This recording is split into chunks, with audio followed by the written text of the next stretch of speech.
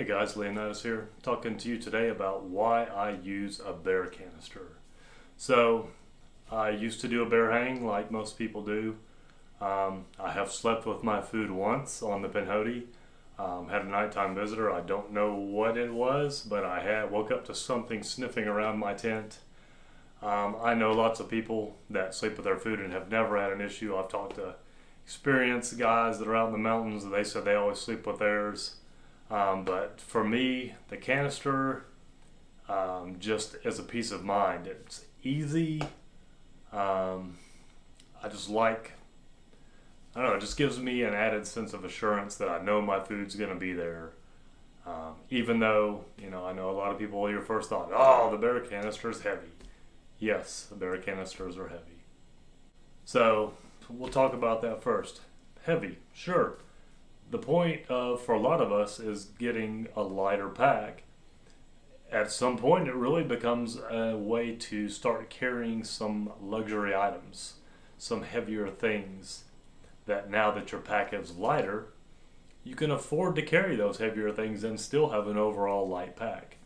For instance, I'm about to go out on the AT for a week with a guy that's going Nobo this year. I'm carrying 7 days of food, liter of water, all my winter gear, bear canister, 25.1 pounds with all of that. So it can be done. I know, the weight is an issue for a lot of people. I have a Barricade Blazer now, and this it's just over 2 pounds. I have to look at it again at the weight because I think it came in a little bit over the sheet spec on what it's supposed to weigh. I have a BV, 500 right here. It's back in the box because I'm not using it. I used this last year on the AT for 200 miles. Then I took it on the Pinhoti with me for my trip to finish the Pinhoti. And I decided, because I liked it so much, because it was so much easier to use, that I went ahead and decided to spend the money and get the Barricade. To lose, I think, over this one, which this also, spec weight on this is 2 pounds 9 ounces. I think mine weighed in at 2 pounds 11 ounces, so it's 2 ounces over spec. I think this was supposed to be 2 pounds 1 ounce, and I think it came in at 2 pounds 2 ounces maybe, so still saved about half a pound going to it. We also own, where do I put everything behind me? BV 450. So the weight on the 450 is 2 pounds 1 ounce. So this weighs the same as the Barricade Blazer. So this is a 750 cubic inch in the Blazer. This is 440 cubic inches. So as you can see, size difference, with that being in the box, a lot more capacity here for the same weight. So this is Stumbleina's bear canister.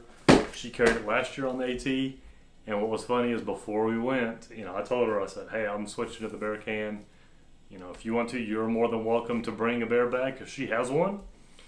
I said, I'll give you the bear line and you can handle it. I said, I'm not going to throw your rope because I don't want to throw a rope, which is why I'm going to a bear canister. So feel free to do that if you want. And she said, I would rather not. She said, what are my options? I said, well, you get just BV 450, it weighs 2 pounds 1 ounce, and she definitely bulked at the weight, but after she had carried it, she was able to actually pack hers in her pack. I strapped mine horizontally on the top, just to throw that out there.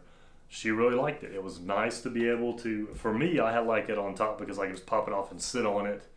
It works as a table, but we'll get to that. So the weight for her, she decided that it wasn't really that big a deal for the convenience that it had by carrying this instead of a bag. So next we'll talk about cost. The BV products for the weight are pretty much the lightest. I think there may be one exception. There may be one canister that's lighter that's around the same price, but I think it's even smaller capacity. So I think the Bear Vaults, for the capacity and the price and the weight, come out the cheapest.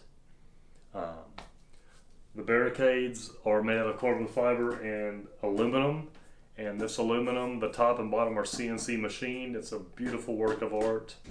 If you follow me on Instagram, you probably saw a picture of it open with where you could see the CNC machining in there. It is a work of art. But again, for this weight, for this size, you are paying. This is a $312 canister compared to the Bear Vault 450. I think usually runs about $50 or $60. The 500 runs about 75-ish. I caught my 500 on sale, and I had an REI coupon, so I got it, I think, for about $50 brand new.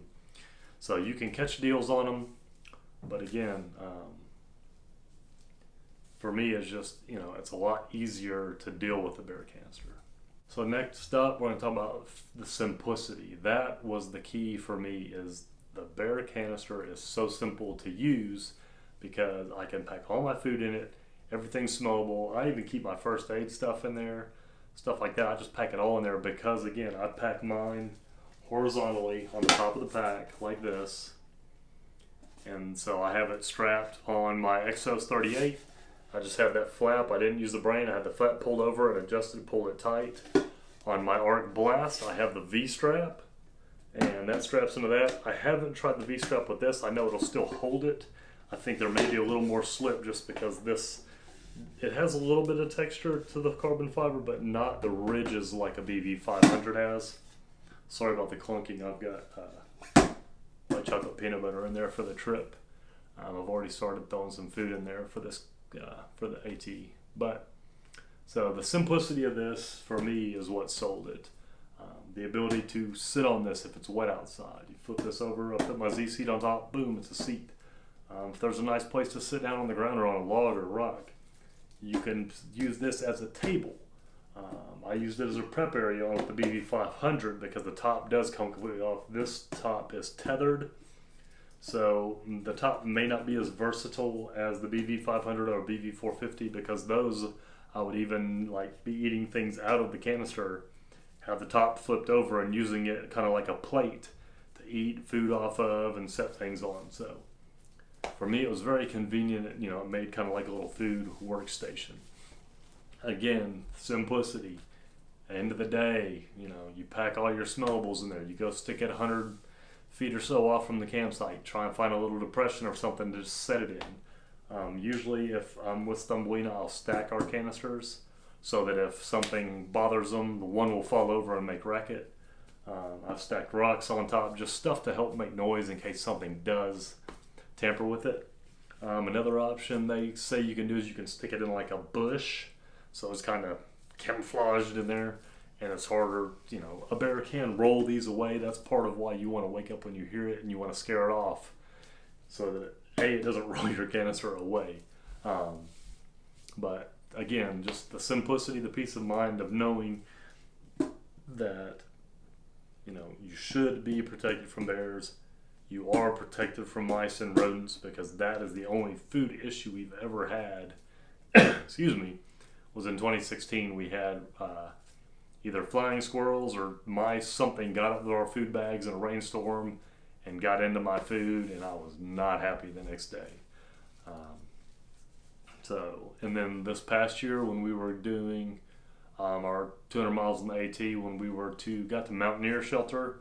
It's pretty hilly. There's a nice waterfall and a nice shelter on there. It is a nice tenting areas, but there was very little low branches, low enough to hang a bear bag. I mean, everybody at the shelter there complained about not being able to find a good place to hang. And Stumbleina and I were just kind of enjoying the fact that we didn't have to deal with that we just set our canisters off about 100 feet away, and that was that. And the other thing with that simplicity and the ease of use is I can't tell you how many times I've gone out, hung my bag, or thrown my rope, if I get in there early enough, set all that up, hung it, go to bed, and realize I didn't brush my teeth. I forgot to put something smellable in there. Just different things like that. Left some wrappers in a pocket. With this, it's easy. You roll back over there, you open the top, put whatever you need in, take whatever you need out, and you're done. There's no bringing the bag down, rehanging everything, none of that mess. It's just, you're done. It's super simple, super easy. Another simplicity thing that I like about it is I like to do long days. If you've watched my last Pinhoti videos, you know day one, 38 miles. When I get done hiking, I do not want to hang a bear bag. I hate trying to find a tree and get a bear bag hung properly, especially at the end of a long day. I'm not like early riser. I know he likes to get up super early, head out in the dark, and cut out before it's dark generally. I'm the complete opposite. I like to get up when it's starting to get light, and then go till late at night, because for me the thought is if I leave something out or drop something where I'm setting up, I'll most likely be able to find it a whole lot easier in the morning and realize that it's missing in the light than I will taking everything down in the dark trying to get moving. So that's just my philosophy. That's part of why this fits my style. So we talked a little about cost. For me, we talked about the simplicity, the ease of use. We talked about the weight. So here's something, I guess, what's the takeaway here? The takeaway is, all too often, myself included, when I first started getting into ultralight backpacking or backpacking in general, gotta cut weight. And a lot of times we close our mind off to trying things because we hear someone else say, oh, I don't like this thing because of XYZ. Bear canisters. The majority, I'd say 90% of people you watch a video on or hear from that have carried a canister will tell you, it's too heavy, I don't like them, I hate bear canisters, etc. I subscribed to that mantra for several years, and then I finally decided that, you know what, I can't make an educated opinion off of watching someone else's experience with a product and truthfully be able to say that I made an objective decision. Which, that's why I bought a BV500, because like I said, I got it for $50. It was heavier than I wanted, but I had my weight down by that point to, I was going on trips where I was at 18 pounds with food and water and everything. So I said, hey, if I can, make my life easier and carry 2.5 more pounds, it's probably worth it. At least it's worth a try, because I know used, the BVs go for about $50-$60 a pop. And that's also why I didn't buy the Barricade right off, because it is expensive, although the resale on them is very high. But I said, hey, I'm going to at least try it out. And, worst case, I don't like it. Worst case, the people that say it's terrible were right. It was terrible. But there's also the chance that you could take a bear canister out and it may fit what you want to do and your style of backpacking. So all I ask is, with any product, don't take my word for it. Don't take anybody's word for it. Especially if you can rent something or buy it used, try something out. Worst case, especially if you buy it used, you can more than likely sell it back for what you paid for it, as long as you don't tear it up.